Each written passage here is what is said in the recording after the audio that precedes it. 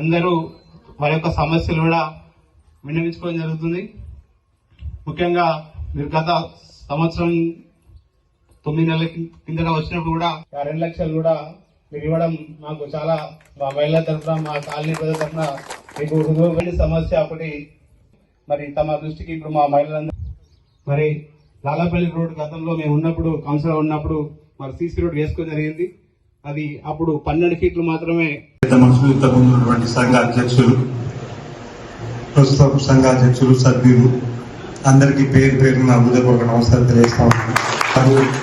ఎన్వేష్ గారు, market committee chairman రాజు గారు, చంద్రగిరి శ్రీనివాస్ గౌడ్ గారు, రాజు గారు, కట్టు శ్రీనివాస్ గారు, రాజు గారు, చాలా మంది పెద్దలు, మేలు పట్టణ ప్రముఖులు అందరికీ హృదయపూర్వక నమస్కారాల సందర్భంగా తెలియజేస్తా ఉన్నాను.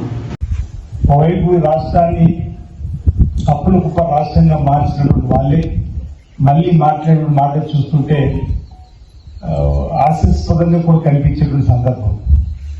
హైదరాబాద్ నిన్న గౌరవ ముఖ్యమంత్రి రేవంత్ రెడ్డి గారు నీళ్లు తీసుకుపోయేటువంటి కార్యక్రమానికి ప్రారంభోత్సవ కార్యక్రమం చేస్తుంటే కాళేశ్వరం పోలిందంటారు కదా, మరి ఈ నీళ్లు కాళేశ్వరి కదా అనే మాట ప్రజలు ఇంకా మభ్యపెట్టే కార్యక్రమం చేస్తున్నారు. హైదరాబాద్ కు తీసుకువెళ్లే నీళ్లే కానీ, ఎంఎండికి వచ్చిన నీళ్లే కానీ, ఆనాడు వైఎస్ రాజశేఖర్ గారు కాంగ్రెస్ ప్రభుత్వం ఎల్లంపల్లి శ్రీపాద ప్రాజెక్టు ద్వారా నీళ్లు తీసుకొస్తున్నారు. నేషనల్ డ్యామ్ సేఫ్టీ అధికారులు కట్టింది బీఆర్ఎస్ ప్రభుత్వంలో, కూలింది బీఆర్ఎస్ ప్రభుత్వంలో. అప్పుడే నేషనల్ డ్యామ్ సేఫ్టీ అధికారులు వచ్చి ఇక్కడ ఎట్టి పరిస్థితుల్లో మేడిగడ్డ, అన్నారం, సుందిర దగ్గర చుక్క నీరు ఆపడం లేదు, ఆపినట్టయితే బ్యారేజీలు కూలిపోవడానికి దాని తద్వారా కింద 40 గ్రామాలకు ఇబ్బంది, భద్రాచలం దేవాలకు ఇబ్బంది అని చెప్పిన సందర్భం ఉంది. కాబట్టి మనం నీళ్ళు ఆపుతలేము.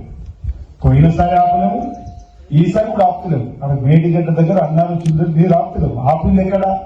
ఎల్లంపల్లి శ్రీపాద ప్రాజెక్టు దగ్గర. అక్కడి నుంచి నీరు తీసుకొచ్చి మనం హైదరాబాద్ తీసుకుని పోతే అక్కడ నీరు తీసుకొచ్చి ఎంఎండి ద్వారా, ఎల్ఎండి ద్వారా ఇతరత్ర తీసుకుని పోయే కార్యక్రమం చేస్తుంటే ఇప్పటికీ బుకాయింపు కేటీఆర్ ఏమంటుడు, ఇవి కాళేశ్వరం నీళ్ళ ముమ్మాటికి అని చెప్పారు. మాట కాదు, ముమ్మాటికి అవి ఎల్లంపల్లి శ్రీపాద ప్రాజెక్టు ద్వారా తీసుకొస్తున్న నీళ్ళు. దానిపై తుమ్మిడి దగ్గర ప్రాజెక్టు కట్టాలని చెప్పి మనం చెప్పినాం. ఈరోజు మిడ్మాండంకి వచ్చేది వరద కాలువ ద్వారా కూడా 70 క్యూసెక్కులతో 20 టీమ్స్ నీళ్లు నింపుకున్నాం.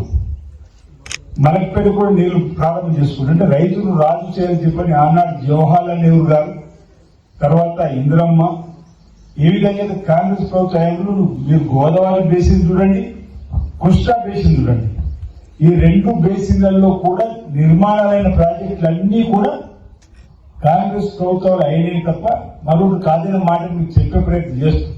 వీళ్ళు వచ్చిన తర్వాత కట్టింది గోదావరిలో మేడిగడ్డ, అన్నారం, సుందిర, ఆ 3 కూడా ఈరోజు మేడిగడ్డ కుంగిపోయింది, అన్నారం, సుందిర దగ్గర మూగలు పడ్డాయి. మీకు శాటిలైట్ ఫోటోలు నేను ఈ మధ్యలో చూసినా మీకు పంపించి ఏర్పాటు చేస్తా, మా పైన కూడా చెప్పడం జరిగింది. శాటిలైట్ ఫోటోలలో మేడిగడ్డ, అన్నారం, సుందిర కట్ట ముందు ఎలా ఉండే, అక్కడ కట్టిన తర్వాత ఎలా ఉండే, ఆ తదుపరి ఎలా ఉందంటే 2016, 17, 18, 19, 20 ఈ విధంగా ఇమేజ్ చూస్తే నిర్మాణం అయిన తర్వాత ఆ బ్యారెల్ కింద నుంచి ఇసుక బయటకు వస్తుంది. అంటే లీకేజ్ ఉన్నట్టే కదా. మనమే చెప్పేది కాదు, ఆకాశం నుంచి ఫోటో శాటిలైట్ తీసిన దానిలో బ్యారేజ్లకు లోపల ఇసుక ఉండాలి. బ్యారేజ్ అవుతుంది, ఇసుక లోపలికి వచ్చిందంటే లీకేజ్ ఉన్నట్టు కదా. ఇది అధికారులు చెప్పినా పట్టించుకోవాలి. ఇది ప్రజాధనం దుర్వినియోగమైనటువంటి సందర్భం. అంటే వాళ్ళు చేసిన తప్పని సమాజానికి క్షమాపణ కోరవలసింది పోయి ఇప్పటికీ మా కాళేశ్వరం నీళ్ళని బుకాయింపు వేయడం ఎంతవరకు కరెక్ట్ అని సమాజం చెప్పాం. నేను 3 రోజుల క్రితం చూసిన ఫ్లెక్సీలు కడుతున్నాం, వేమంలో చూసినా, ఎక్కడెక్కడ అవుతుంటే చూసినా. ఫ్లెక్సీలో ఏముందంటే ఈ కాళేశ్వరం లేకపోతే ఈ నీళ్ళు ఎక్కడే అంటుంది. అసలు వాళ్ళు ఫ్లెక్సీ ఏం పెట్టారంటే ఎల్లంపల్లి నీళ్లు లేకపోతే ఎలా చెప్పి పెట్టుకుంటే ఒక అర్థం ఉంటుంది. అసలు కాళేశ్వరం దగ్గర చుక్క నీళ్ళు తీసుకోకపోతుంది, ఈ నీళ్ళు ఎక్కడంటే ఎల్లంపల్లి నీళ్లు.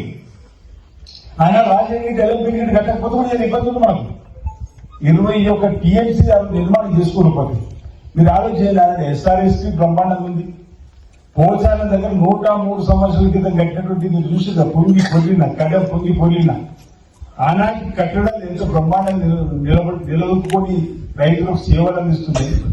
జలాశయాలన్నీ నిండు కుండలాగా ఉన్నాయి. ఏది కాంగ్రెస్ ప్రభుత్వం కట్టింది. వీళ్ళ అయ్యలో కట్టినట్టు అన్ని కూలిపోయి పొంగిపోయి సీపీలు వచ్చి గుంగలబడి ఇంకా ఇప్పటికి హైదరాబాద్ నీళ్ళు తీసుకుపోయినా మా కాళేశ్వరం నీళ్ళు అంటారు, ఎంఎండికి వెళ్తే మా కాళేశ్వరం నీళ్ళు అంటారు. ఇక్కడ ఫ్లెక్సీ కడుతుంది ఏకంగా కాళేశ్వరం నీళ్ళు ఎక్కడే కాళేశ్వరం చుక్క అడుగు తీసుకోవాలి. మళ్ళీ మీ ద్వారా ఇక రైతులు అడగకుండా రైతుల పక్షాన్ని చెప్తున్నా, కాళేశ్వరం గత సంవత్సరం చుక్క నీళ్ళు వాడుకోలేము. ఆ 3 బ్యారేజీలు బార్లా గెలిచిపెట్టుకుని వచ్చిన నీళ్లు సముద్రంలోకి వెళ్ళిపోతుంది. మనం ఎక్కడైతే శ్రీపాద ఎల్లంపల్లి ప్రాజెక్టు ఉందో అక్కడి నీటినే మనం ఎత్తిపోసుకుంటున్నాం. పైన ఎస్ఆర్ఎస్ ద్వారా వరదకాల ద్వారా తీసుకుని ఈ అన్ని జలాశయాలకు నీళ్లు ఇచ్చుకునేటువంటి కార్యక్రమం చేస్తున్నాం. ఇప్పటికైనా 9 ఎట్లు దగ్గరనే నిర్మాణం జరగాలని చెప్పండి ప్రభుత్వం ముందుకు పోతా ఉంది. 38,000 కోట్లలో పూర్తి అయ్యేటువంటి ప్రాజెక్టు 9 ఎట్ల దగ్గర. 9 ఎట్లు ఉండేది కాళేశ్వరం పైన. వీళ్ళు ఈ శ్రీపాద ఎల్లంపల్లి ప్రాజెక్టు కింద నిర్మాణం చేసి అక్కడి నుంచి ఒక ప్రాజెక్టు ఎత్తి పోసుకొని ఈరోజు ఆర్థిక భారాన్ని కరెంటు భారాన్ని మన మీద మోతున్న సందర్భంలో కూడా అనేక సందర్భాలు చెప్పిన కాళేశ్వరం పైన సిబిఐ విచారణ జరిగి తప్పు జరిగింది చెప్పిన ఇంకా తప్పు ఒప్పుకోక బుకాయింపు చేసడం అనేది జరుగుతూ ఉంది. వీటన్నిటి అభివృద్ధిలో పాలు పంచుకునే విధానం మీకు ఆలోచన ఉంది కాబట్టి చెప్పేటువంటి ప్రయత్నం చేస్తా ఉన్నాం. ముమ్మాటికి అందులో అవినీతి అక్రమాలు జరిగినాయి, నాణ్యత లేని కట్టడాలని మనం మొదటి నుంచి అంటున్నాం. రేవంత్ రెడ్డి గారు పీస్ అధ్యక్షుడిగా ఉన్నప్పుడు రాహుల్ గాంధీ గారు కూడా అక్కడికి వెళ్ళి అన్నప్పుడు ఇది రాజకీయపరమైనటువంటి విమర్శ, మేము చేస్తున్న అభివృద్ధి చూసి చూడలేకపోతున్నారు. మన ప్రభుత్వం వచ్చిన తర్వాత దానిపైన విచారణ జరిపి కక్ష సాధింపన్నాం. అందుకే మనం ఏం చేసినాం, రాష్ట్ర ప్రభుత్వంలో ఉన్నటువంటి సిట్ కానీ సిఐడితో కాకుండా కేంద్రంలో సిఐడితో విచారణ జరుపుకోండి. అలా నోట్లో పచ్చి విలికే పడ్డట్టు అయిపోయింది. ఏంటి వీళ్ళ ఆధ్వర్యంలో సిట్తో సిఐడిలో విచారణ జరుపుకున్న ప్రతిరోజు అడుగుతున్నది కక్ష కోసం మాకు చేస్తున్నట్టు చెప్పి అనేటువంటి వాదనకు ఈ రోజు మాకు అవకాశం లేకుండా చేశారని చెప్పారు. సరే ఇన్ని రోజులు మనం అంటున్నాం, ఎవరు నమ్మలేదు. ఈరోజు సొంత చెల్లి కవిత అన్నది లేదు. సొంత చెల్లి కవిత ఉన్నది అవినీతి అక్రమాలు జరిగిన మాట వాస్తవమే. అందుకే మొదటి 5 సంవత్సరాలు సాగునీటి శాఖ మంత్రి హరీష్ రావు ఉంటుంది, తర్వాత ఆయన తీసేసి మా నాన్న ఉండని చెప్పి ఆమె పెట్టింది. ఇంకో మాట అన్నది, సంతోషరావు ఇంట్లో హరీష్ రావు ఇంట్లో బంగారం ఉంటే తెలంగాణతో బంగారమయమైందా అని చెప్పండి. మనకు కూడా ఏమన్నా ఆ 4 ఇంట్లో బంగారం ఉంటే తెలంగాణ బంగారమైందా మనకు కూడా ఆరోపణ చేసాం. మొదటి నుంచి కూడా నువ్వు ఫామ్ హౌస్ లో పరిమితం అవుతున్నావు అని చెప్పని అనేక సందర్భంలో కేసీఆర్ మనం అన్నాం. ఇది కక్ష సాధింపు రాజకీయం మాట్లాడుతున్నాం. కవిత కూడా ఏమన్నది, మై డియర్ డాడీ మీరు ఫామ్ హౌస్ కరెక్ట్ కాదు, బయటకు రావాలి, బీసీ బిల్లు మాట్లాడి ఎస్సీ కేటగిరీస్ మాట్లాడాలని చెప్పండి. అంటే ఈరోజు కాంగ్రెస్ పార్టీ ప్రజల పక్షాన్ని నిలబడి మాట్లాడుతున్న ప్రతి మాట ఈరోజు వాళ్ళ ఇంటి నుండే వచ్చిన సందర్భంలో మన బలానికి మన వాదనకు చేకూరిందా లేదని ఒకసారి ఆలోచన చేస్తే ప్రజాధనం దుర్వినియోగం అనేది ఏకత్తలమైంది. అయినా మనం ప్రజల కోసం నిలబడి 8 లక్షల కోట్ల అప్పుల్లో ఉన్న అనేక కార్యక్రమాలు అమలు చేసుకుంటూ ముందుకు పోయే క్రమంలో ఇప్పుడు వేలాల పట్టణానికి సంబంధించి నియోజకవర్గం సంబంధించి జరుగుతున్న అభివృద్ధి కూడా మీరు చూస్తున్నారు. పేదలకు ఈరోజు గృహాలకు సంబంధించి ఆనాడు ఇందిరా మిల్లే మధ్యలో డబుల్ బెడ్రూమ్ ఇక్కడ ఒకరు కట్టిరాము. ఈరోజు మళ్ళీ 10 ఏళ్ళ తర్వాత మళ్ళీ ఇందిరా మిల్లు మన కాలనీలో కూడా అనేక ఇందిరా మిల్లు నేను కట్టుకుంటున్నాను. ఈరోజు ఆడతల్లకు ఆర్టీసీ బస్సులో ఉచిత ప్రయాణం పెట్టినాం, 500 సిలిండర్ ఇచ్చే కార్యక్రమం చేస్తున్నాం.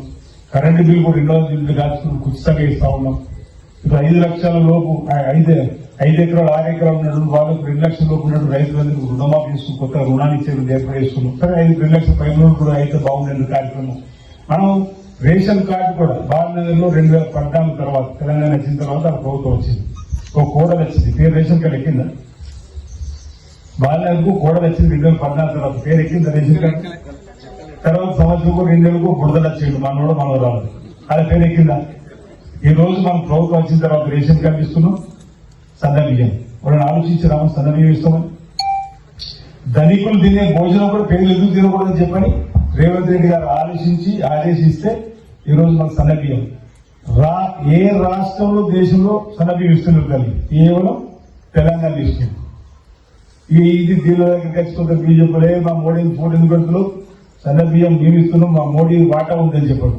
బొంబాయిలు ఇస్తలేరు, గుజరాత్ లేదు, రాజస్థాన్ ఇస్తలేరు, మన కలిసి మోడీ ఫోటో పెట్టారు. అంటే రాజకీయాలు ఓర్వలేక చేసేటువంటి ఆరోపణలు మీకు చెప్పేటువంటి ప్రయత్నం చేస్తున్నారు.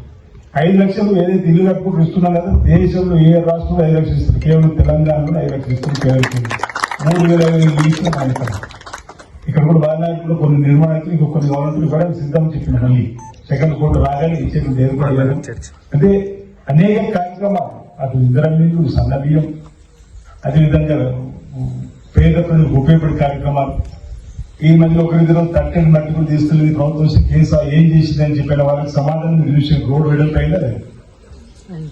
ఆ రాజన్న ఆలయ అభివృద్ధి కోసం నిధులు వెచ్చించలేదు, పనులు మొదలవుతూనే లేవు. డ్రైనేజ్ నిర్మాణాలు, సీసీ రోడ్డు నిర్మాణాలు ఇన్ని కార్యక్రమం చేసుకుంటూ పోతుంటాయి. వేల పట్టణంలో 43 కుల సంఘాలకు 2,52 లక్షల రూపాయలు ఇచ్చింది. ఎప్పుడైనా చరిత్రలో చూసారా? వేములలో 4 చేసిన మా కులానికి ప్రభుత్వం డబ్బులు వేసని చెప్పిన ఆలోచన వచ్చిందా? మీరు అడిగే ఒక 5 లక్షలు ఎందుకు